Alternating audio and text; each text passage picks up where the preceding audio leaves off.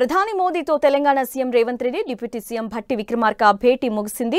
అరగంట పాటు వీరు భేటీ అయ్యారు. తెలంగాణలో కాంగ్రెస్ ప్రభుత్వం ఏర్పాటు తర్వాత తొలిసారిగా మర్యాదపూర్వకంగా కలిశారు.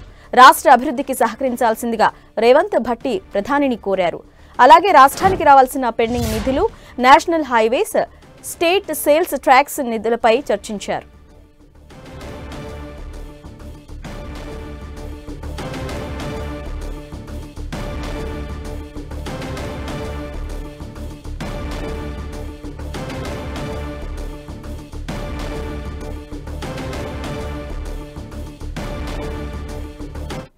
ప్రధాని మోదీతో Telangana CM Revanth Reddy deputy CM Bhatti Vikramarka భేటీ ముగిసింది. దాదాపు అరగంట పాటు వీరు భేటీ అయ్యారు. తెలంగాణలో కాంగ్రెస్ ప్రభుత్వం ఏర్పాటు తర్వాత తొలిసారిగా మర్యాదపూర్వకంగా ప్రధానిని కలిశారు. రాష్ట్ర అభివృద్ధికి సహకరించాల్సిందిగా రేవంత్ భట్టి ప్రధానిని కోరారు.